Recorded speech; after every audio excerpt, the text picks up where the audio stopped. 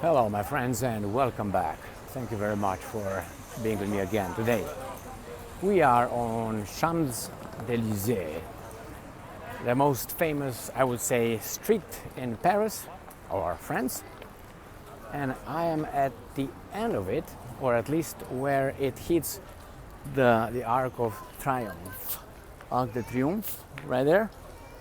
And on the other side over there, it goes to Louvre, goes through the Place de Concorde, where these guys used to guillotine whomever they found in a wrong. And that was an interesting way of dispatching traitors. What I saw on this Champs-Élysées, a lot of American businesses, a lot of them, Adidas, Starbucks, if you want to call them. Adidas obviously is German, but there were Starbucks, Foot Locker, McDonald's, all kind of things around here. And obviously a lot of people. I started with Adidas because I was impressed by how big the store was. I just entered for a few seconds. So while we're going to approach the Arc de Triomphe, we're going to go that way towards the Eiffel Tower, or Tour Eiffel. And we're going to discuss two topics in this video. One, who's helping Russia with lethal weapons? We have, it seems like, 3 countries. Not one being China, but 3 now. It's one. And the other one, who is the front runner for Kamala Harris's vice president, position of vice president. And unsurprisingly, is one that belongs to the tribe. And remember, Kamala Harris is married to a Jewish guy. So the front runner is none other than the current governor of the state of Pennsylvania. His name is Joshua Shapiro. Not Ben Shapiro, but Shapiro. And he's going to, he seems to have a little case of sexual harassment covered up or something. And my point here is, let me show you the other side of, I failed to show you this. I'm going to go against the grain here. That goes over there, back there, to the Place de Concorde and further to, how do you call it, the Louvre Museum or Palace. Here is the Arc de Triomphe. Why I picked the Kamala Harris vice president, can I play? Can I play? They play soccer, football.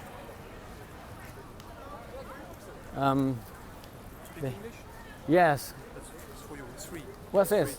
It's about the history of Christianity, why it's going so bad with the world, and what we can expect. And it's true. It's all true. Okay, so I do it because I'm kind, but I'm not a believer. Do you still want me to give it? Change your mind if you compare. Okay. What you read with what's going to happen. All right. Thank you. Good luck. Yeah. See, we're going to go to the Trocadero, Place du Trocadero. That's the way we're going to go. So how in the hell these guys get me? I'm so gullible. And I say, oh, that's a guy right there. And the guy always get the wrong guy. But the wrong guy is, you know, I don't want to say kind, but what should they do? They have something to do. They feel good about it. They fulfill their own mission. I'm not going to stand against that. I mean, you know, I'm going to open it. It's in a plastic bag. I'm going to open it, look through it, maybe read a little bit, and never throw a book away. I've never thrown a book away. never burn a book or anything like that. So here it is, Arc de Triomphe. Now the Germans did not go underneath, they went around it when they entered Berlin. Paris, remember Paris was declared an open city, therefore the Germans did not destroy it as the Russians destroy now the cities where the Ukrainians are in, the Ukrainian military is in. That's why I always make this reminder. I bring this reminder that they didn't have to defend Ukraine in the cities. They could find the Russians in the landing ground. We find them on the beaches. We find them. We fight the Germans. That guy who bankrupted the British Empire. Yes, his name is Winston Churchill. Yeah. You won the war, or a war, but then you bankrupted your country. Good job. Nice, good deal. And then you lost your position in the war since then. Great job, man. Good trade. But hey, that evil guy had to be defeated, correct? Correct. Hey, but we associate ourselves with the criminal communists. But hey, who was in charge of the Soviet Union? Shapiro and the Georgian. I'm just kidding, right? So I'm gonna go to, this is the General de Gaulle's street, plaza, whatever you want to call this one. This is the Kleber, what's the name of this? We're gonna go to Trocadero. Let me show you. And we're gonna go to Kleber Avenue. So this is Place Charles de Gaulle. We're gonna go that way. Here they have a corner. Place Charles. Oh, you already have me. I have like an, I'm gonna carry like this now. He's not gonna approach me. This is my credit card. You're gonna say, oh, he's got it. He's one of ours. All right, so we're gonna go to Place de Trocadero. And on Place de Trocadero, if you remember, that evil guy, Adolf, and his bunch of henchmen had that infamous picture walking with a Tower Eiffel behind them. And they're all, and it's like a checkboard on the ground. And I'm gonna try to do the same thing when I get there with you, maybe. And I'm definitely gonna take some pictures. All right, so what are the countries? Well, remember, the General de Gaulle, after whom that plaza is named, he entered after Paris was liberated, but it was liberated by the Americans and Canadians and Australians and whatever, and the French. But he had so much influence and power that he made his guys wait until he enters Paris first, and then the American troops parade. It's like in that, if you guys, older guys, remember those cartoons, good taste cartoons, Tom and Jerry. Remember the cat and the mouse? And sometimes the mouse was associated with the dog. And whenever the cat was trying to beat the mouse, the dog was standing behind the mouse, so the cat would not dare to attack it. So that's kind of like the mouse was Charles de Gaulle. The dog, the big dog, the bulldog, was the Allies. And then the cat was the Germans, who were out, beaten by the coalition of the good. All right, so he wanted to enter first. Okay, so he entered first, and he's that famous walk into Paris. Oh, okay. And then the real army behind him. I know some people don't like what I say, but that's reality. I mean, maybe I give it a little bit of a flavor to it, but basically that's what happened. But nevertheless, we have 3 countries who give weapons to Russia. according to the Institute for the Study of War. Now, the Institute for the Study of War, it's a Washington, D.C. so-called think tank. That's how they call themselves. And the person in charge of it, the director, the boss, the whatever, is none other than Victoria Nuland. Yes, you heard it. Victoria Nuland's sister-in-law. So both these Jewish persons are married with Keegans. That's the name of their husbands, Keegan. And there are 4 Jews. But nothing wrong with that. We got the Bible here, right? Or at least these guys with Christianity, right? So that's why I'm going to focus on. I'm going to connect the first article, which is according to the Institute for the Study of War, Russia receives lethal weapons from North Korea. You say, we knew that. Iran and China. So all these bad dudes, we knew that, obviously. And if they don't do it, they're idiots. They support Russia, obviously. If you remember that show with Dave Chappelle, where he was talking about Smollett, little garbage, Justin Smollett, the French guy. Remember the hoax? And he said that African Americans were supporting Mr. Justin Smollett by keeping quiet because we knew, as Chappelle said, that the motherfucker was lying. So the same, North Korea. So North Korea, Iran, and China are supporting Russia by keeping quiet when they are supposed to stand with the truth and justice and the good countries, which is the Al Capone's plantation. So 3 countries, and I'm pretty sure there's more that will jump and help, because that's the way it is.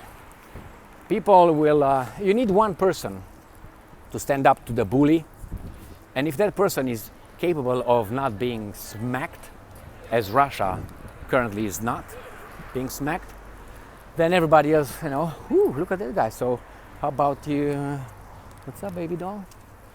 And then you call the guy and you say, well, let's form something together now, because this guy cannot squash you. Right, so that's the first. First, I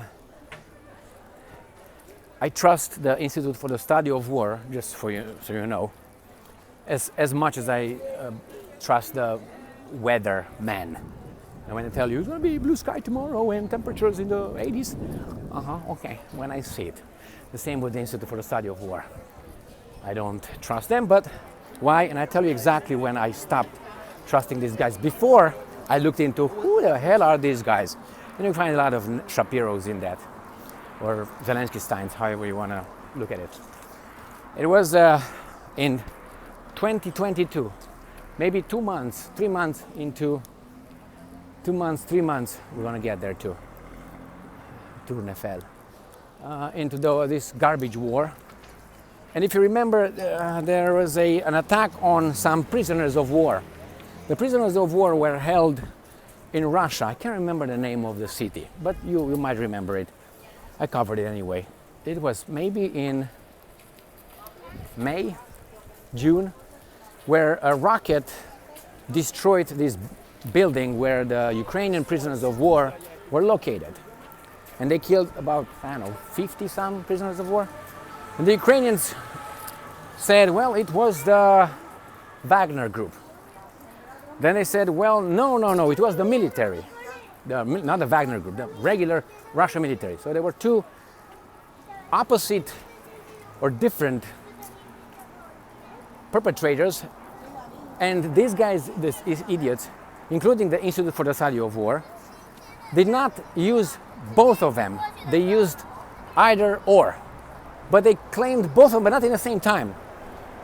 And they have no evidence to provide. It was just that it was the Russians bombarded, not the Ukrainians. Like, the Russians destroyed the Kakhovka hydroelectric power plant. The Russians attacked their own now Zaporozhye nuclear power plant for whatever reason. The Russians are attacking their own cities, and the Ukrainians never do this, not even by mistake, right?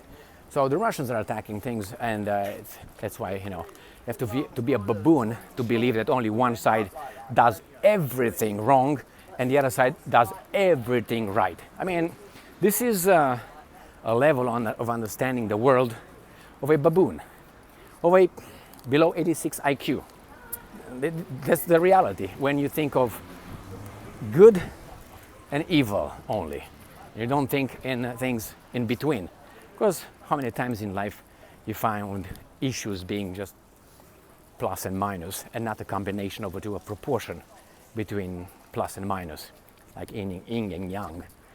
The same. Yeah, sometimes certain things are clear. You know, 1 + 1 is 2, and that's it.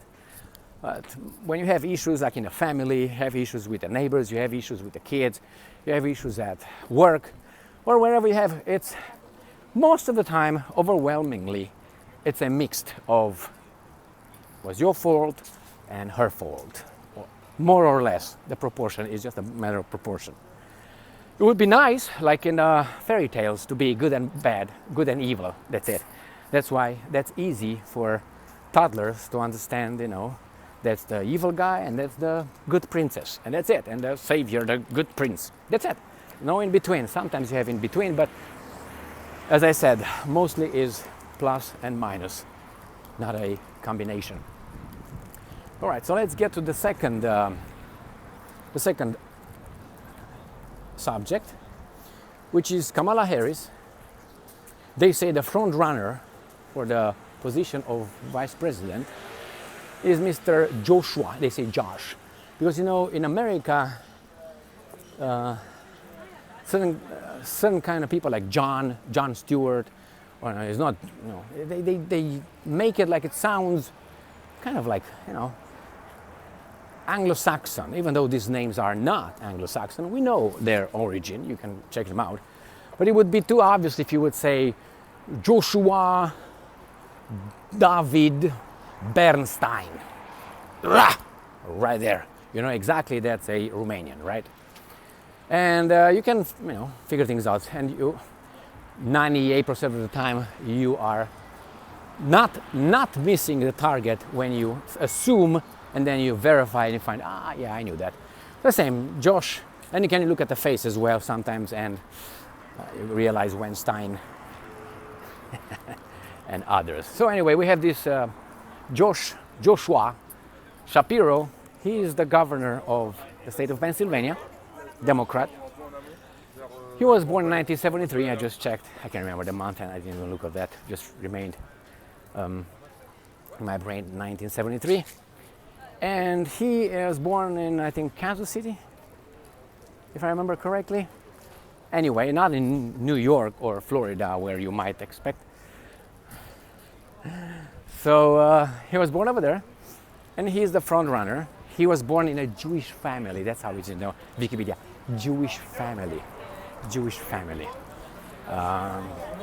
Yeah, because remember, if you look at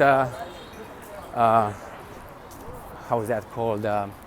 Encyclopedia Britannica, or you look at, you find, because they say it's a religion, but then you find people without religion like Mr. Trotsky, Leon Bernstein. You look at him, he's considered, even though he was supposedly an atheist. Or Karl Marx is also listed as, because, you know, it's just a religion. If it be a religion, then these guys who were definitely not religious should not be listed over there. And the list is bigger than that. This telephone is just changing the luminosity, and I don't know why. I don't think it's because I get through shade, but nevertheless, no worry. So he is, and you might say, so what? I mean, what's your deal? What's your deal? Well, my deal is this: when you see a group overrepresented, especially in one occupation, you can't say and not be named xenophobic or racist or something like this, if you say, it seems like something is wrong here. There's some connections, one person pulls the other one, they stick to one another, would win one another. And if you don't see anything wrong with that, then you would agree that the whites could do the same thing. But somehow they are told that that's not good if they do that. Unless they get to be a very tiny minority, and then probably they will be allowed. But even then they will not be allowed, because remember how the Spaniards came to the Americas with what, 12 horses and 100 people, and then they somehow outsmarted the Indian Americans, and that's a Ferrari over there, and they took over. So unless they get rid of all these guys, you know what I mean, these guys here, that color, they will always or could outsmart and topple these guys. But you got this tiny group, which is at the top of few Western countries that yield a lot of economic, political, and military power. And through those countries, they rule. And if you think that's normal, what's this, Lamborghini or Ferrari? No, Lamborghini. And the proud owner, I think, I don't know. All right, we don't care about that one. We are right here at, oh, we can get through? Oh, I think we can. Let's see if we can. So,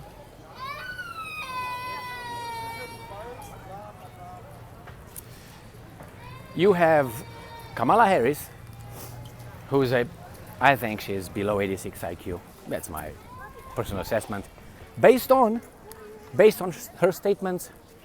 Not on just because I don't like her, because she's not because of that. Her statements, her way of thinking, her level of understanding, her general knowledge of geopolitics, provided me with the assessment that she's just. That should tell you a lot about the current U.S. system, democratic system, where you can have this kind of Bidens and others being thrown in front of us to be elected. And the mass media is not calling them out because they're part of the scheme, like the matrix. So this is Trocadero, in this way here. I don't think I can get in there, Trocadero, but I will just turn it out. I will go around it somehow. And then, I don't know if you guys can see, that's a camera coming on a, anyway, too many people around, we can't do it. And I have that's where that famous picture, or infamous picture, however you want to look at it, of the Germans was taken.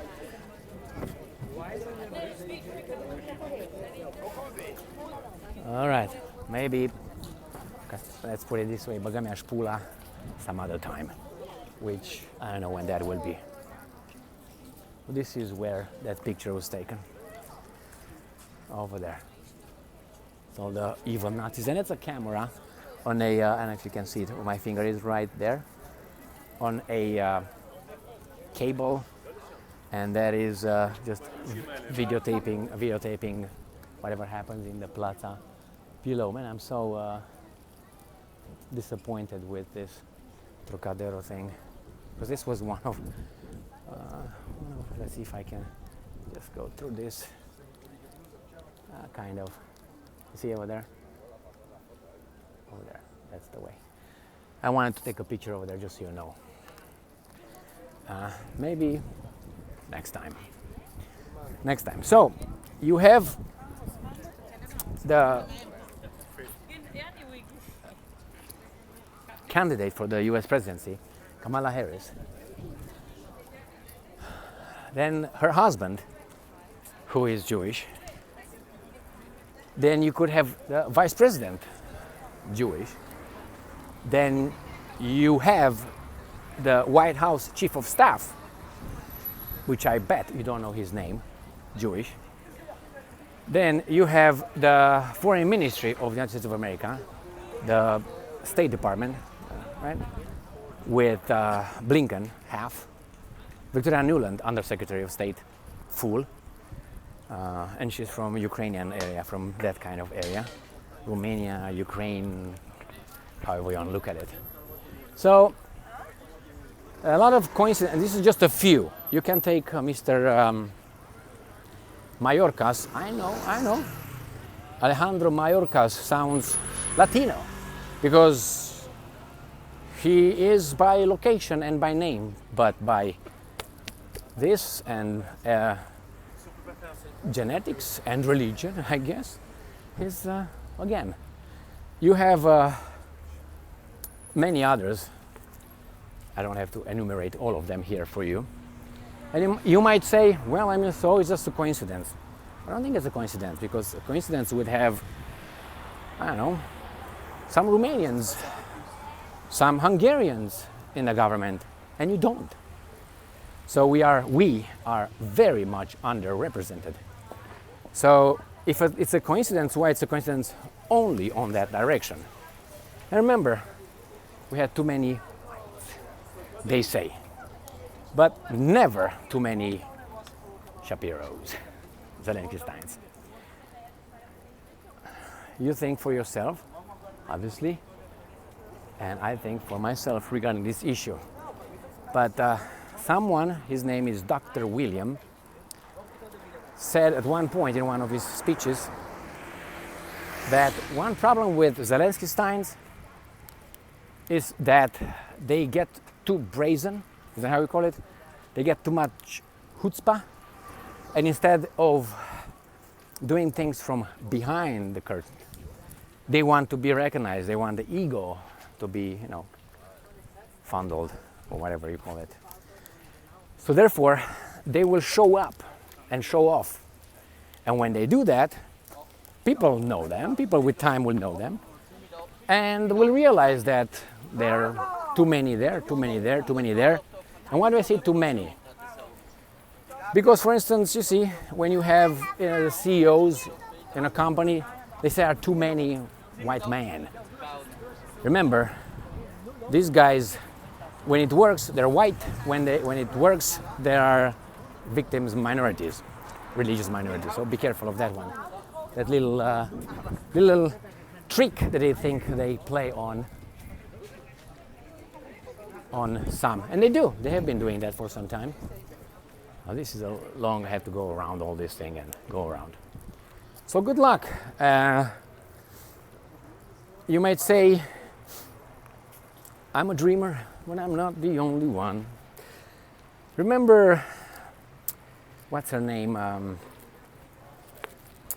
There's one Kennedy, not Robert F. Kennedy Jr., but one of his nephews, I think from Caroline, married with one Zelensky Stein, again, in that family. You got Trump with, what's his name, the baboon, I don't think I know, son-in-law. Why do I call him that way? Because when Trump appointed him as his Middle East senior advisor, I was like, and his credentials are? All right, maybe he knows a lot. Let me hear it. And I didn't hear anything that impressed me from that guy, just that he was Jewish and he was married. He was his daughter. That's all. His daughter was also an advisor, and again, I couldn't figure out in what kind of advice. And that's the reality. I was not impressed whatsoever. I want to say impressed, not even, an average. So I can go on and on with these families where you have a lot of love between important families and people that will, Remember, Donald Trump, just to finish this note, did his business, his fortune in New York City, in their city. So if you think that he did not work with his lawyers, with his bankers, if you think that he was just played ball, I mean, he was like No, he obviously had to maneuver. That's why I trust him very much, Donald Trump, that he's a very, very, very cunning guy, smart guy. I don't know if that's good or bad, but nevertheless. And here I'm going to end up here. So go and vote for Kamala and company. Pretty soon we're going to have these guys who are claiming that, you know, victims, and they are the top of not only one country, Zelensky, but this here, Ukraine. Okay, Zelensky on the top of Ukrainian leadership. Then you can look at France. Attal is half the same.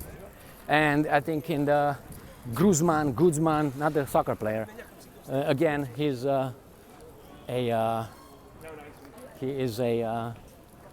again, he just found out he's one of, all right? And you take what the other one, the Algerian Jew, what's his name? I can't remember his name, the communist one. God damn it, man.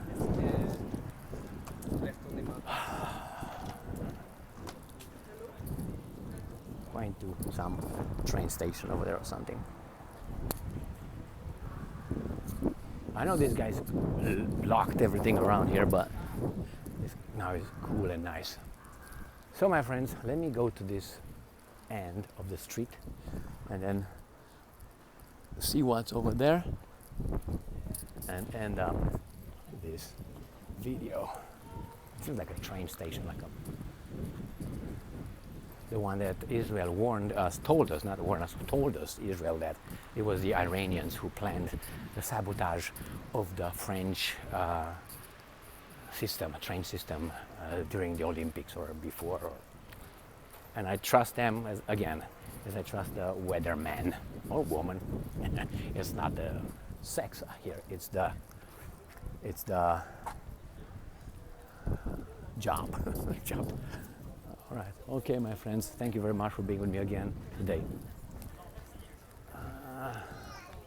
Stay strong. Stay smart. Look for the truth. And the next one is going to be close to that one if I can get. And